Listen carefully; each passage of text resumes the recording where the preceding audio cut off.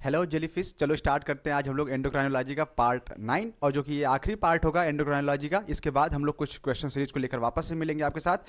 तो इस वाले लेक्चर में और जो कि लास्ट लेक्चर एंडोक्राइनोलॉजी का, हम लोग इसमें डिस्कस करने वाले हैं कुछ हार्मोन्स, और वो हार्मोन जो कि उनके रिसेप्टर से रिलेटेड है कि हार्मोन का मैकेनिज्म क्या है, हार्मोन वर्क कैसे करता है, फंक्शन कैसे करता है। तो जनरल सेंस में अगर हम देखें तो हमने ये देखा था कि जो हार्मोन का नेचर है, हार्मोन किसका बना हुआ है, हार्मोन किस तरीके से एक्ट कर रहा है, यहाँ पे हम उसके मैकेनिज्म को समझने का प्रयास करेंगे। कह रहे हैं कि ये हार्मोन जो है प्रोड्यूस करते हैं their effects to binding to the specific protein. Hormone तब तक अपना एक्शन परफॉर्म नहीं करेगा जब तक कि वो किसी एक स्पेसिफिक प्रोटीन से बाइंड न कर ले, और जब वो उस प्रोटीन से बाइंड करता है उसको हम लोग बोलते हैं रिसेप्टर। रिसेप्टर से जब हार्मोन बाइंड करेगा तो यहाँ पे एक कॉम्प्लेक्स बनता है, और इस कॉम्प्लेक्स का नाम है हार्मोन रिसेप्टर कॉम्प्लेक्स, जिसको हम लोग शॉर्ट फॉर्म में हीर राझा कॉम्प्लेक्स के नाम से भी जानते हैं। यानी हीर तब तक फंक्शन नहीं करेगा जब तक कि वो राझा से मिल नहीं जाता। हीर लड़की है तो मिल जाती होगी, ठीक है। तो हीर जब तक राझा से नहीं मिल जाएगी तब तक वो फंक्शन नहीं करेगी, परफॉर्म नहीं होगा। परफॉर्मेंस कैसा होता है एचआर कॉम्प्लेक्स का?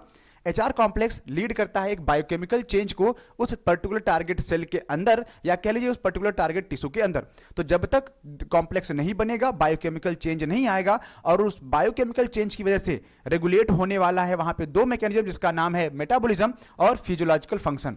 तो कोई भी मेटाबॉलिक का मतलब क्या, यहां पे फिर से आप लोग कंफ्यूज नहीं होइएगा। एक को बोलते हैं एनाबोलिक प्रोसेस और दूसरे को बोलते हैं कैटाबोलिक प्रोसेस।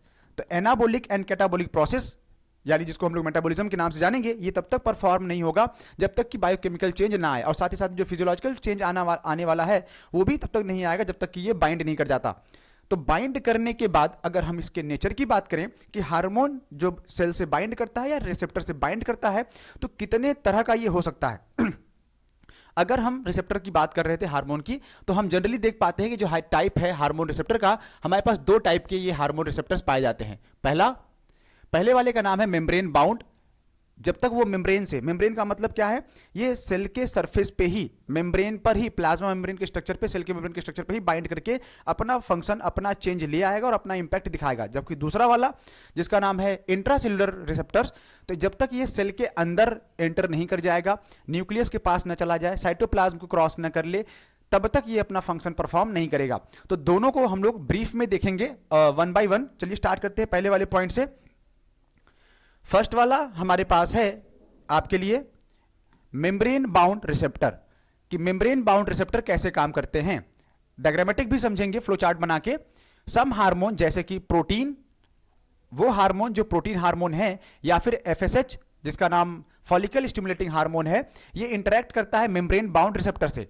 तो एक मेम्ब्रेन होगा, उसके ऊपर रिसेप्टर लगा होगा और वहां पे बाइंड करेगा, और अगर बाइंड नहीं किया, बिना बाइंड किए ये क्या करता है, पहुंचे ही नहीं सकता। Do not enter target cell, ये बिना बाउंड किए सेल के अंदर एंटर नहीं कर सकता, इसको एंटर करना भी नहीं है। ये मेम्ब्रेन के ऊपर भी बाउंड करके अपना मैकेनिज्म, अपना एक्शन क्या करेगा, परफॉर्म करवा लेगा।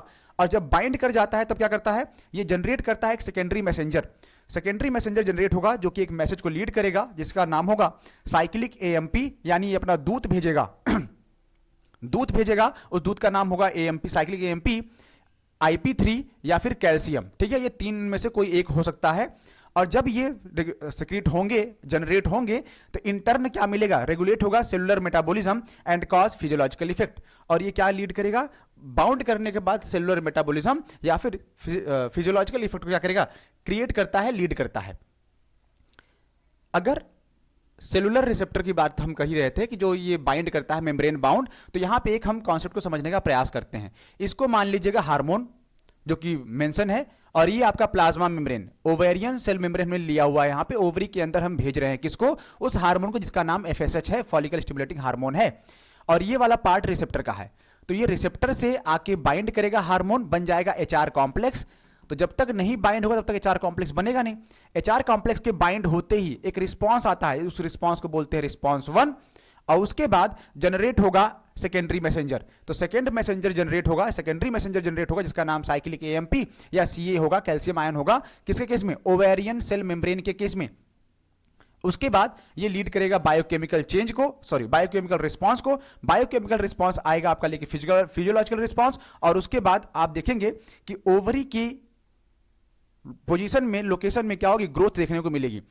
चलिए इसको एक दूसरे एग्जांपल से समझते हैं। समझिएगा ऐसे कि ये हार्मोन क्या है, ये हार्मोन राम जी की सेना आई हुई थी, बाहर बैठी हुई थी, ये हनुमान जी को दूत बना के, हार्मोन बना के, एफएसएच बना के किसके राम जी ने भेजा, कहाँ भेजा, लंका के अंदर। ये लंका के अंदर की बाउंड्री, लंका के अंदर की बाउंड्री में जब हनुमान जी ने एंटर किया यहाँ पे, तो लंकनी को निपटाया, एचआर कॉम्प्लेक्स बन गया। लंकनी को निपटाने के बाद जब यहाँ पे एचआर कॉम्प्लेक्स बना, तो अब ये तुरंत क्या गया, प्राइमरी रिस्पॉन्स गया, मैसेज गया। मैसेज कहाँ गया, दरबार में, भैया कोई बंदर आ गया है, देख लो वरना निपटा देगा। तो जो वो मैसेज लेकर गया वो क्या है, जनरेशन ऑफ सेकेंडरी मैसेज। तो वो गार्ड जो थे, जो सिक्योरिटी गार्ड थे, जिन्होंने देखा, वो जो मैसेज लेकर गए वो सेकेंडरी रिस्पांस, साइकिलिक एमपी, सुख सारंग उनके दो दूत रहे होंगे, मान लीजिए यहाँ पे वही दोनों हैं, तो साइकिलिक एमपी और कैल्शियम के फॉर्म में जाएगा। देन उसके बाद जैसे ही वहां पे गया, महल के अंदर खलबली मच गई। खलबली क्या हो, लंका के अंदर खलबली मच गई। उसको क्या बोला, बायोकेमिकल रिस्पॉन्स, कि भैया अब क्या होगा, टेंशन बढ़ गया, बायोकेमिकल रिस्पॉन्स है। बायोकेमिकल रिस्पॉन्स के रिजल्ट में क्या आया, फिजियोलॉजिकल रिस्पॉन्स। अच्छा बानर आया है, रुको देखते हैं इसको। तो क्या किया उन्होंने, भेजा, चलो अक्षय कुमार जाओ लड़के आओ, कौन आया जाओ देख के आओ। और रिजल्ट में क्या हुआ, ओवेरियन ग्रोथ, डेथ हो गई अक्षय कुमार की, निपटा दिया गया। तो मतलब यहाँ पे जो हुआ ग्रोथ के सेंस में, ये दूसरा। इसके अलावा एक और एग्जांपल था इसी का, इसी मैकेनिज्म को समझने का। अगर कुछ लोगों ने टैंगो चार्ली नामक मूवी देखी होगी, उम्मीद करता हूँ देखा ही होगा, एक बॉर्डर वाली कोई लड़ाई वाली मूवी जिसमें टैंगो चार्ली है। उसमें बॉर्डर पे समझाया गया है, सिखाया गया है कि भैया देखो देखो तुम्हें एक काम परफॉर्म करना है। क्या काम परफॉर्म करना है, परफॉर्म ये करना है कि जब तक हम आएंगे, ये बॉर्डर लाइन है, इसके अंदर तुम एंटर मत करने देना। एंटर कैसे नहीं करने दोगे, एंटर मत करने देना तब तक जब तक कि मैकेनिज्म परफॉर्म ना हो। कैसे, अब यहां से कोई बाहर से आया, पाकिस्तानी रेंजर आया, उसने कहा कि चलो ओपन करो, ओपन करो। और वो ओपन कैसे करेगा, उसने कहा कि भैया पासवर्ड बताइए। पासवर्ड बताया तो एचआर कॉम्प्लेक्स बन गया। एचआर कॉम्प्लेक्स बना, पासवर्ड मिल गया, तो रिस्पांस आया। रिस्पांस आया, भैया आप ही हैं हमारे, कह रहा हाँ हम ही हैं। तो कह रहा रुको साहब से पूछ के बताते हैं। जब गया पूछने कि पासकोड पास करिए, तो पासकोड पास नहीं हुआ। अगर पासकोड पास नहीं तो क्या करेगा, गोली मार देगा। तो वैसे ही उसने कहा दो बार पासकोड बताओ, कह रहा मैं तुम्हारा सीनियर हूँ, गेट खोलो वरना तुमको गोली मार दूंगा, ये कर दूंगा। कह रहा सर पासकोड, सिर्फ पासकोड, दो बार पूछूंगा, तीसरी बार नहीं पूछूंगा। दो बार पूछा, पासकोड नहीं बता, उसने गोली मार दी। गोली क्या मारा, बायोकेमिकल रिस्पांस हो गया। बायोकेमिकल रिस्पांस में फिजियोलॉजिकल रिस्पांस आया, ब्लीडिंग, ये आया आपका रिजल्ट। तो एग्जाम्पल के तौर पर हम इसको समझ सकते थे। नेक्स्ट है आपका यहाँ पे इंट्रासेलुलर रिसेप्टर। अगर हम इंट्रासेलुलर रिसेप्टर की बात करें, चलिए देखते हैं लास्ट वाले पॉइंट को भी। इंट्रासेलुलर रिसेप्टर में कह रहा है कि मोस्ट न्यूक्लियर रिसेप्टर जितना होगा जो न्यूक्लियस के पास जाके, ज्यादातर क्या होते हैं इंट्रासेलुलर रिसेप्टर जाके न्यूक्लियस के पास बाइंड करते हैं। ये जाएगा न्यूक्लियस के पास बाइंड किया, जैसे कुछ हार्मोन है इसके पास, steroid hormone, iodothyronine, interact with intracellular receptor, ये जाके इंट्रासेलुलर रिसेप्टर के पास बाइंड करते हैं। स्टेरॉइड हार्मोन की पूरी सीरीज है, इसको भी देख लीजिएगा, आइडोथायरोनिन, और साथ ही साथ में ये इंट्रासेलुलर रिसेप्टर का काम करते हैं, लर्न करिएगा। स्टेरॉइड हार्मोन इंपॉर्टेंट होगा यहाँ पे। नेक्स्ट पॉइंट में कहते हैं they mostly regulate gene expression और क्रोमोसोम फंक्शन। ज्यादातर केस में ये जीन के एक्सप्रेशन को रेगुलेट करते हैं, कम ज्यादा करने की एबिलिटी रखते हैं। जीनोम के पास जाएंगे, एमआरएनए बनवाएंगे, एमआरएनए से प्रोटीन बनेगी, प्रोटीन बनने के बाद क्या होगा, फिर से वही सेम फंक्शन परफॉर्म हो जाएगा।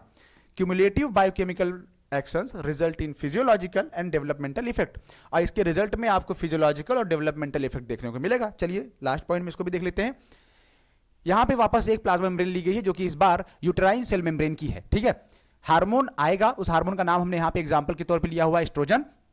मान लीजिए यूटेराइन की वॉल पे जब एस्ट्रोजन हार्मोन आता है तो इसको क्रॉस कर लेगा, क्रॉस करके कहां चला आएगा, हमको यहां रुकना ही नहीं है, हमें इनसे बात ही नहीं करनी है। किससे, प्लाज्मा मेम्ब्रेन से या सेल मेम्ब्रेन से। कहां पहुंचेगा, साइटोप्लाज्म के पास। साइटोप्लाज्म से क्रॉस करेगा, कहेगा भाई हम आपसे मुंह फुला के बैठे, हम आपके पास नहीं रुकेंगे। कहां आएगा, न्यूक्लियस के पास। ये रहा वो न्यूक्लियस।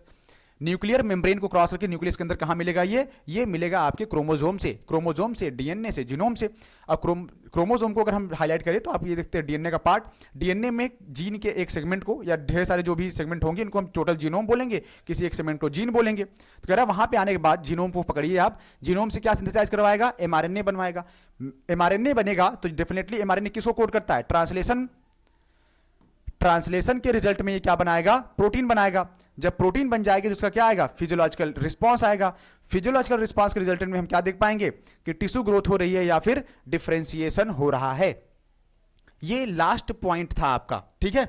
इसके बाद हम लोग यहां पे डिस्कस करने वाले हैं जो लास्ट सेगमेंट में। उम्मीद करते हैं कि ये वाला लेक्चर जो है आपको यहां तक आज पसंद आया होगा। हम लोग मिलेंगे आपसे फिर नेक्स्ट लेक्चर में, जो कि इवोल्यूशन का एक छोटा सा टॉपिक होने वाला है, और जेनेटिक ड्रिफ्ट को लेकर डिस्कस करते हैं, ठीक है। तो एक बार वापस से इसको रिकॉल कर लीजिए, देख लीजिए। ये वाला पार्ट आपका है,